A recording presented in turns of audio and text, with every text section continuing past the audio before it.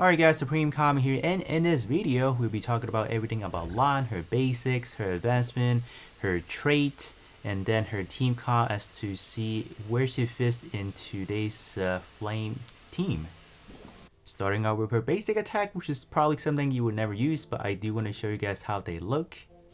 The parasol is definitely the biggest highlight of this character, as it can stack up to 3 of the umbrella looking objects, and additionally it has 4 other effects that allow you to deal additional damage from casting skill, increases burn damage and charge attack damage as well, also grants burn damage as well as area damage as well. So the parasol is able to do 4-in-1 things that is crazy, and yes, you can activate the parasol without the vermilion bird as well.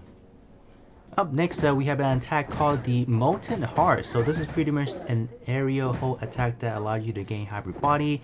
It also does allow you to multiply your damage depending on the multi-feather parasol. So that is usually a 1+3, so dealing 4 times the additional damage. So that is a crazy amount of damage that we are able to deal with there, but I don't know how effective this one can be.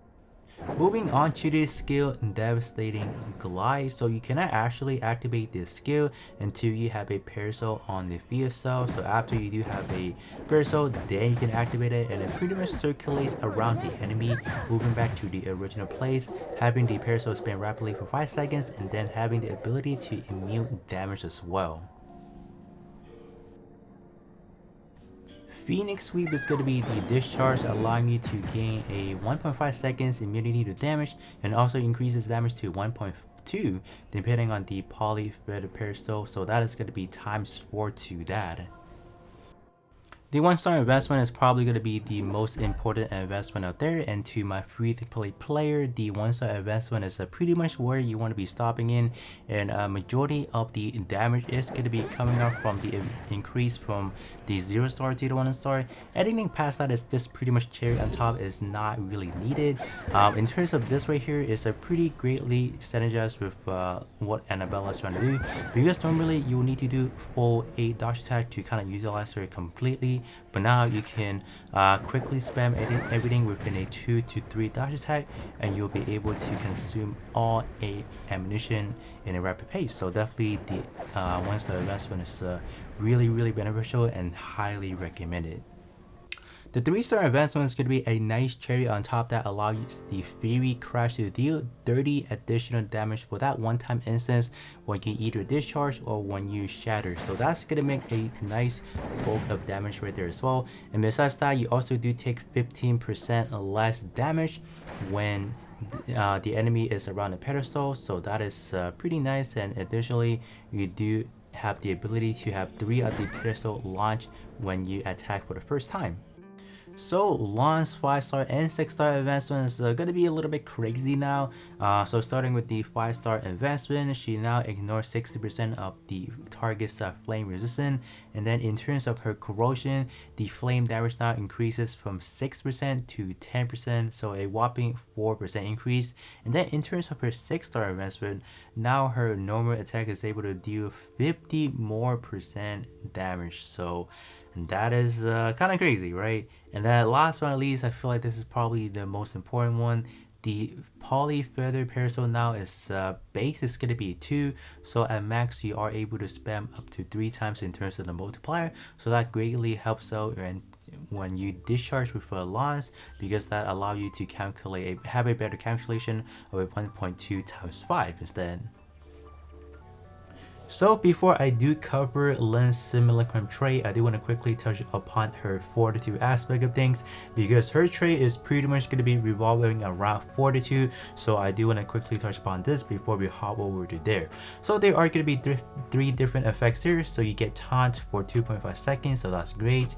You also do have when you use the skill, the Devastating Glide, you are also going to be able to gain the Vermilion Domains that also grants hybrid body, and then 20% damage mitigation to nearby enemy or teammates, excuse me. Besides that, when you activate the Molten Heart, which we previously kind of touched upon, this one actually makes the domain stop, so that is great, because if I believe somewhere in here has like kind of like a timer. So that pretty much mitigates it. So you are gonna allow your ally to have a 20% less damage taken. So that is actually gonna be good. And then if we now hop over to her awakening traits, her simulacrum trait, we can take a look at the first one right here. So this one, 16% reduction when you have the domain active for flame and frost. And then at the 4,000 points, now you can increase it up to 24% damage mitigation for flame and frost, and also final damage increase by 8%. So you do get a little bit of a damage increase to yourself being a tank as well, so that's good. So you can kind of contribute more just other than just being a tank. So that's pretty much it. So unless you are a dedicated tank, that's when you will be using her simulacrum trait. But if you are a, let's say, a mean DPS, I think the best go-to is still going to be for Annabella, because you will most likely be using Annabella with Lan, and then with a third character either being Lynn or some other flame character as well. Alright, so in terms of team building, we have the following. So this is pretty much what I have been using. So I have Lan, I have Annabella, and then Lynn. In terms of the Matrixy, I just pretty much went with what they have on their own because it just worked great. So especially for Lan, I would even suggest like go for 1-star Lan and then go for ships.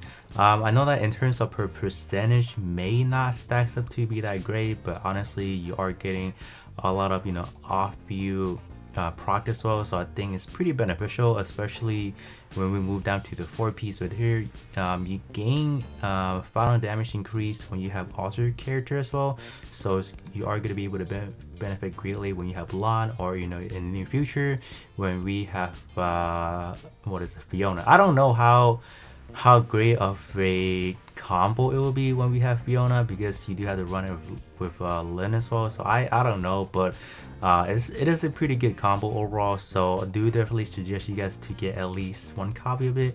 I think it should be great. So that's that. And then moving on to her 42 setup. So this is pretty much what I went with. Saki, Meryl, and then obviously Lan.